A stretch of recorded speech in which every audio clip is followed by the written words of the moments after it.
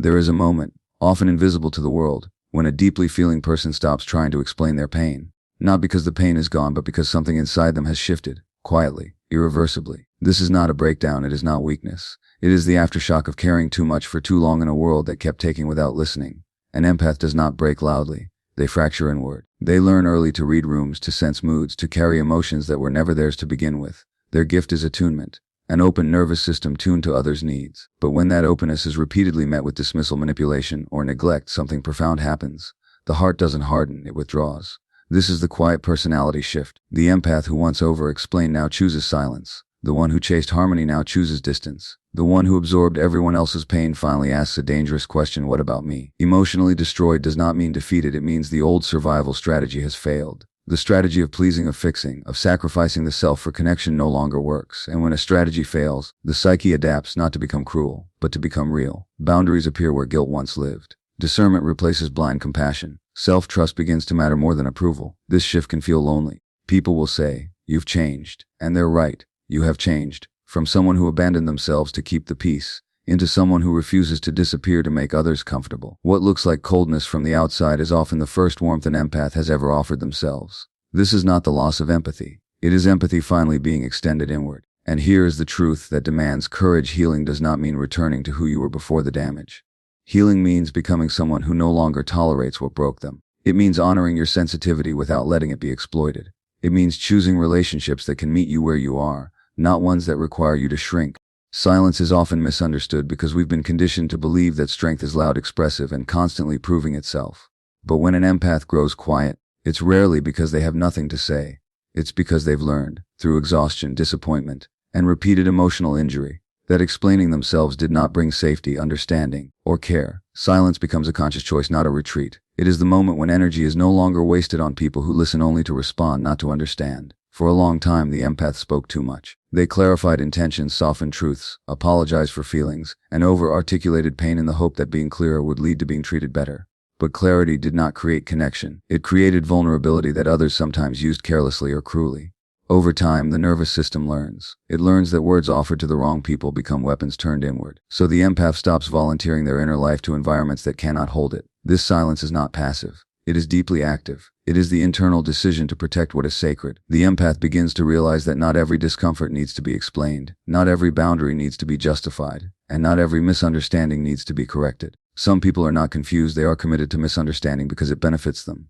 Silence, then, becomes a form of discernment, a filter. A gate. Self-respect emerges quietly. It doesn't announce itself or seek validation. It simply refuses to negotiate the worth of one's feelings. The empath learns that constantly explaining pain can turn pain into performance, and they are no longer willing to audition for empathy. They understand that those who genuinely care will ask, will notice, will lean in without being convinced. Silence separates those who are curious from those who are entitled. There is also grief in this silence. It carries the loss of innocence. The realization that love does not always soften people, and empathy does not guarantee reciprocity. But within that grief is strength. The empath stops betraying themselves by staying verbally available in spaces that feel emotionally unsafe. They begin to trust their internal signals more than external approval. Silence becomes alignment with the body's wisdom rather than compliance with social expectations. In this quiet, something stabilizes. The empath no longer feels compelled to rush toward resolution or harmony at the cost of authenticity. They understand that being misunderstood is less damaging than being self-abandoning. Silence becomes a boundary that says,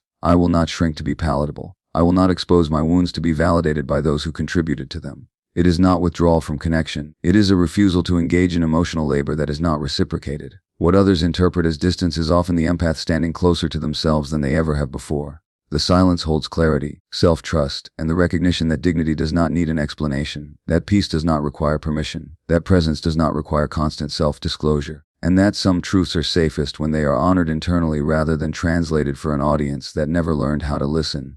Pain has a way of clarifying what comfort never could.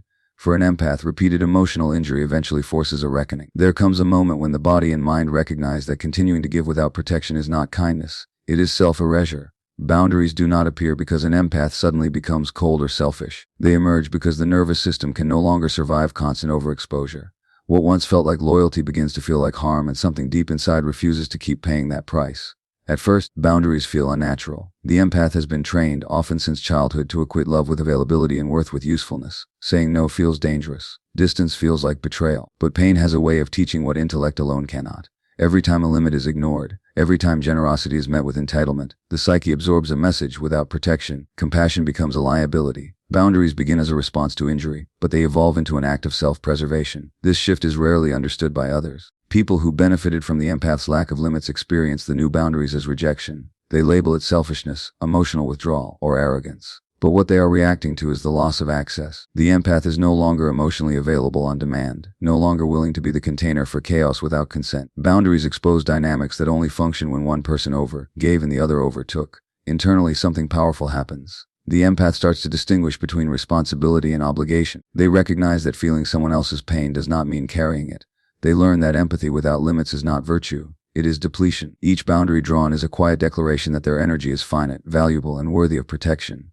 This realization does not numb them, it grounds them. Freedom begins in subtle ways. The body relaxes. Anxiety lessens. Decisions are no longer filtered through the fear of disappointing others. The empath discovers that boundaries do not destroy relationships. They reveal which ones were real. Some connections fall away because they were built on access, not respect. Others deepen because they are finally based on mutuality. What remains is cleaner, safer, more honest. Boundaries also dismantle the internalized belief that suffering is the price of love. The empath starts to see that being needed is not the same as being valued. They stop negotiating their limits in the hope of being chosen. Instead, they choose themselves without drama, without explanation, without guilt. This is not isolation, it is alignment. What once felt like emotional imprisonment transforms into autonomy. The empath no longer scans the environment for cues on how to be acceptable. They listen inward. They trust the discomfort that signals a crossed line.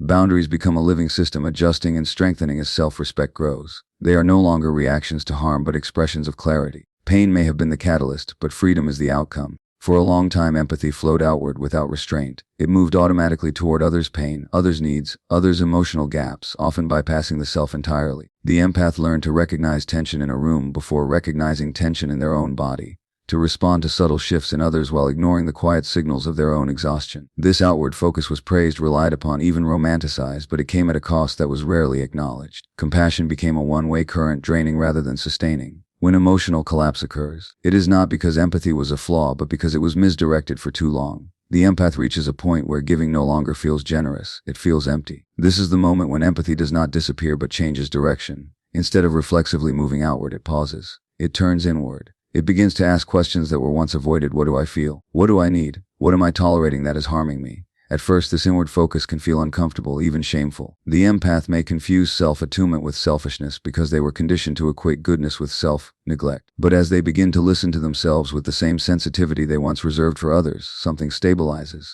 They notice the body tightening in certain conversations, the fatigue that follows specific interactions, the quiet resentment that signals an unmet need. These observations are not judgments, they are data. Self-trust begins here, in the willingness to believe one's own internal experience without needing external confirmation. Redirected empathy creates discernment. The empath starts to differentiate between genuine connection and emotional obligation. They recognize when compassion is being used to bypass accountability, when understanding is demanded as a substitute for change. Instead of automatically absorbing others' emotions, they learn to witness without merging. This does not reduce care, it refines it. Empathy becomes a choice rather than a reflex, an offering rather than a compulsion. As self-trust strengthens, the empath's identity shifts. They no longer define themselves by how much they can endure, or how deeply they can feel for others. They begin to value their own emotional reality as equally legitimate. This internal validation replaces the endless search for recognition from those who could never provide it.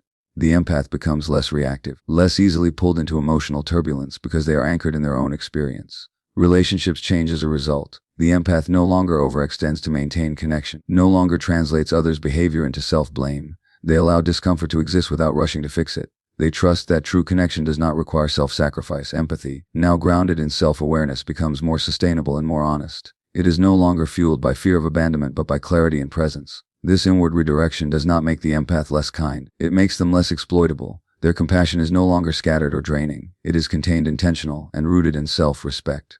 By trusting their own perceptions, honoring their limits, and responding to their own pain with care rather than dismissal, the empath transforms empathy from a survival mechanism into a stable foundation for living.